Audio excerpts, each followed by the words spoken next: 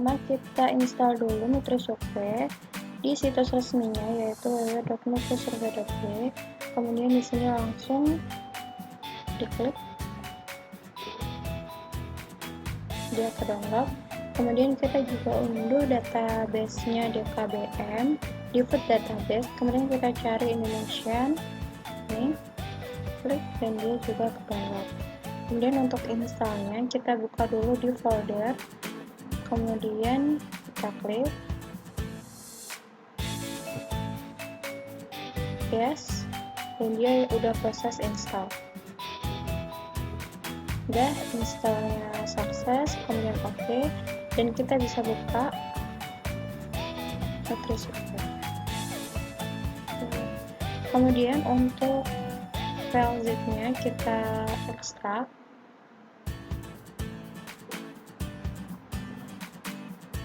Dan kita bisa lanjut. Nah, setelah di-download, kemudian di foldernya NutriSurvey itu kita tambahkan database-nya Indonesian yang udah kita download tadi.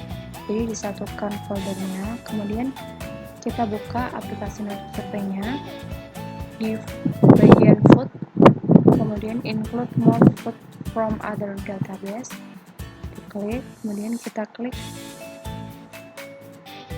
Nah, ini kita save semuanya.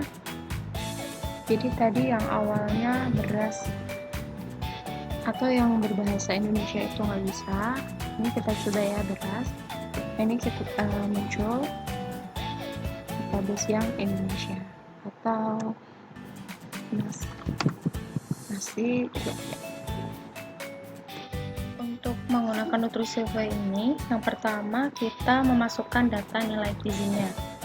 Nah, yang pertama itu kita memasukkan data base baru. Nah, semisal kita mau memasukkan snack Oreo atau Beng-Beng. Nah, di file database kita belum ada. Nah, kita mau menambahkannya dengan cara klik toolbar food, kemudian modify food database, kemudian kita klik add food, kemudian kita kasih nama, misal Beng-Beng, kemudian kita enter. Kemudian dari kalau di NutriSurvey itu kita masukin kalorinya dalam bentuk kilojoule dan yang lainnya itu dalam bentuk gram, dan kalau tergantung ya, kalau vitamin dalam bentuk ini satuannya. Nah, kalau Beng-Beng, jadi kita sebelumnya udah mencari dulu nih Beng-Beng itu berapa kalori, protein, lemaknya kayak gitu berapa. Nah, kita zat gizi makro aja yang kita masukin. Jadi kalau dari Beng-Beng satu biji itu 32 gram. Nah, kalorinya itu 130, protein 2 gram, lemaknya 9 gram, karbohidrat 10 gram. Tapi kalau kita masukin di NutriSurvey itu per 100 gram. Jadi kita kali kalorinya 100 per 32 gram dikali 130, yaitu kalorinya dikali 4,18, itu biar dalam bentuk kilojoule. Kemudian dari proteinnya kita hitung 100 per 32 kali 2 gram. Kemudian untuk lemaknya 100 per 32 kali 9, dan karbohidratnya 100 per 32 kali 10, sehingga dihasilkan untuk energinya kita dapat 1698,12 joule. Kemudian untuk proteinnya kita dapat 6,25, kemudian untuk lemaknya kita dapat 28,125 gram, dan untuk karbohidratnya 31,25 gram. Nah, untuk kita semisal ngisinya sampai karbohidrat aja, kita fix kolom, kemudian kita oke. Yes. Nah, dari sini coba kita masukin Beng-Beng. Nah, udah muncul beng-beng. Jadi kita misal mau memasukkan beng-beng 1 biji 32 gram. Nah, ini udah muncul kalorinya, protein.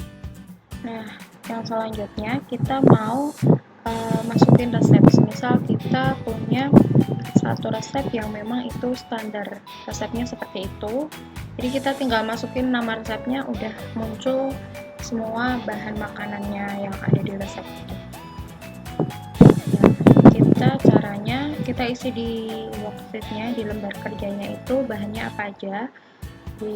Semisal kita mau bikin modisco 1, kita masukin susu tepung skim 10 gram, kemudian gula pasir 10 gram juga, minyak kelapa sawit 5 gram. Nah, ini standar resepnya. Kemudian untuk menyimpannya, kita klik toolbar food, kemudian save food ini, dan ini kita masukin namanya modisco 1. Oke. Nah, kemudian kita semisal kita mau nyoba modisco ini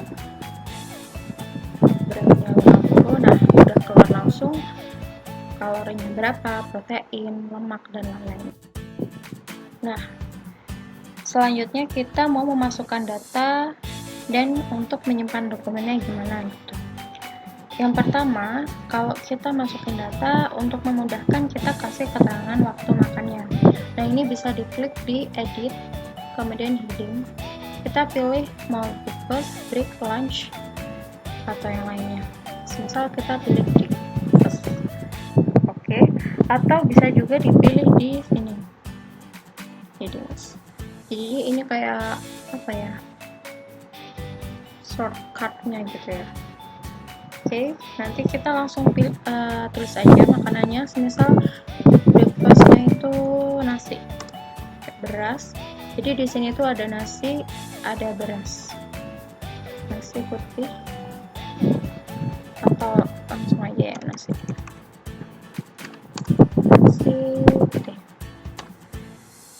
putih 120 gram.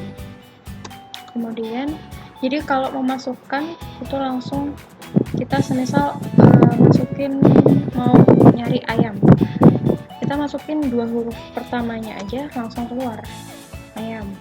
Nah, ini ayam ya, ayam. Oh, jadi kalau mau gampang juga kata pertama sih biasanya.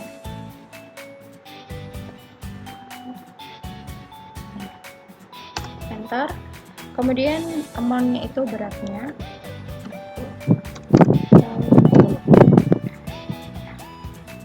Kemudian